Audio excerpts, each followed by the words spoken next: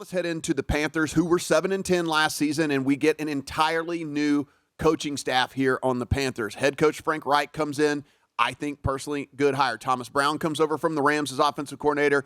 Giro Evero comes in from Denver as defensive coordinator, which, listen, I can only read what I read, Mike, and, Evero was in coaching circles is in high regard. Certainly one of the guys that everyone has talked about very fondly for the last couple of years, and a guy that I think is probably will soon be on short lists for head coaching gigs as well. And so I think whenever you look, let's just talk about the coaching staff here that they bring in. I like Reich. I certainly like Evero. I mean, we know Reich is really going to be the offensive coordinator, so you bring in Thomas Brown from the Rams, and it certainly can't hurt. He's been under McVay. He can at least bring kind of some different thought processes in there for this squad. But as far as the coaching stuff, I think from a Panthers aspect, I think it's pretty, home run in my opinion. Yeah, this is an A+. I mean, you add Frank Reich, who I think is a great head coach hire. You mentioned you take an offensive coordinator from the Rams. You have McVay underneath, a disciple of McVay, essentially. So you get some of that style, that play calling, the ideas that come from the McVay offensive styles. And then you have a Denver defense that was very, very good last year. And you've got the pieces to make this Carolina defense very, very good this year as well. So from a coaching perspective, this is an A+. They hit the ball out of the park here. You look, they inherit the fourth easiest schedule on paper, at least, heading into the season. Then this is based off of projected win totals. So they do have the fourth easiest schedule as we head in. Now, they made a lot of additions here, which I think tipped their hand, in my opinion, to me, which was they think they can win this year because the additions that they made, when you start talking about Miles Sanders and Adam Thielen and Hayden Hurst and Von Bell, these are not guys you're like building for 3 years from now with. Like, these are guys that probably their best days are behind them, but they still have enough in the tank to give you something for the next year or two. And so you bring in Miles Sanders and Thielen and Hurst, Von Bell. They bring in Shy Tuttle as well. DJ Chark they sign. Of course, they draft Bryce Young, and they also drafted wide receiver Jonathan Mingo out of Ole Miss as well. The big subtraction being DJ Moore that they got rid of in the trade. Sam Darnold's over there trying to win the job in San Francisco. Deonta Foreman is out of town as well at running back, but again, they brought in Miles Sanders. So Mike, when I look at this team, I think what they have shown us is in a division that, again, wide range of outcomes, Saints, what they may or may not be able to do, what the Falcons may or may not be able to do. I think the Panthers looked at this and they said, if we go get Bryce Young, who we feel is a guy that can step in and at least be league average as a rookie, and put some veterans people around him that are going to be able to, yes, maybe best days behind them, but certainly at least have a year or two left in the tank, we might be able to sneak and win this division. I think that's what they think anyway, and that's what these signings at least kind of show me.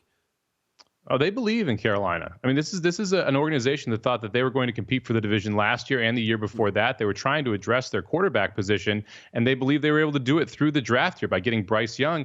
He's going to be the key to this team. If he can play at league average, this is a competitive football team. You mentioned all the veteran ads they had on offense. Let's not forget they have Brian Burns and J.C. Horn on defense as well, two who are Pro Bowl players at cornerback, and someone who can rush the passer. Burns is probably one of the top 10 guys for Defensive Player of the Year if you're making a short list there. So this defense has nice pieces as well.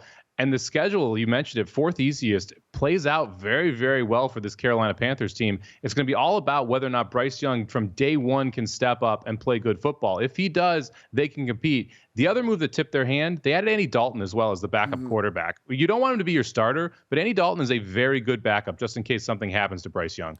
You look we always talk about offensive line, and certainly with a rookie quarterback, how's the offensive line going to hold up? Because that can, I mean, look, you look back in history and you see these rookie quarterbacks that typically go to bad teams, and that means they have bad offensive lines, and they're running for their life. They're getting hit left and right. They don't really have time to develop because they're not really facing actual NFL defenses because they're basically just getting hit every single play.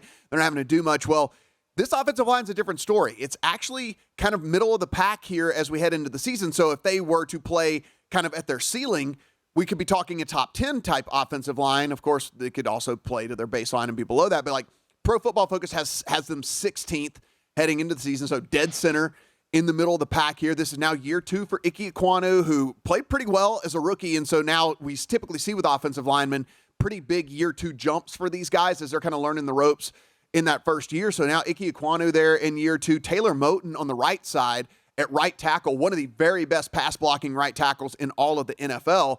He only allowed 21 pressures in 17 games last year. So your tackle positions seem to be pretty good. The guys in the middle are pretty good along the way as well. And like I said, Mike, if they play to their, let's say, their ceiling, and this is more of a top 10 type offensive line, so Bryce Young has time to actually read defenses, which we know from college he was very good at. I think the size thing becomes less of a factor, less of an issue too, if he's not having to face a ton of pressure, if he's not having to scramble, all those things. I'm actually fairly bullish on the Panthers, and I know that's crazy. I put in a bet on them at over 4-1 to win this division, and I feel okay with it because I think the range of outcomes for the Saints and the Falcons is pretty wide, and if the Panthers play towards their, let's say their 90th or 95th percentile outcome, I think they could win this division, and certainly 1 out of 4 times I think they win this division, and so that's actually the bet that I have in for this division. Yeah, the offensive line is going to be a key. You mentioned they're ranked 16th on PFF. They're ranked anywhere from 11th to 22nd on different offensive line rankings preseason. That's a really wide gap for an offensive line. Usually you have a little bit more agreement across the board. If they end up 11th, this Panthers team could be very good. If they end up 22nd, they're in trouble. So that offensive line going to be a key, as will the start to this season. They start out at the Falcons, then they take on the Saints at home. They've got the Seahawks, the Vikings, the Lions, back-to-back-to-back games after that. Those first 5 games going to be very key for them. They got the Dolphins in week 6 before going to their week 7 bye. They've got to get out of that stretch 3-3 if they want to win this division. You can't be sitting there at 2-4 or 1-5. So it's those 2 games early, specifically the Falcons and the Saints in division. Very important games for this Carolina Panthers team. At least early reports, Adam Thielen has become kind of a security blanket type guy there for Bryce Young. Apparently they have a pretty good connection. Thielen, veteran guy, best days behind him, but probably knows how to get out there about 7 or 8 yards down the field, turn around and get open inside these defenses. His receiving prop's only set at 525 yards. Now, health is certainly a concern for anybody when it gets up there where Thielen is, but again, 525 yards if he's playing all 17 games, and he's going to be kind of the go-to de facto, almost, tight end, security blanket type guy for Bryce Young is at least somewhat interesting for me there as well. So something I would keep an eye on. Go to VSiN.com/subscribe to become a VSiN Pro subscriber today.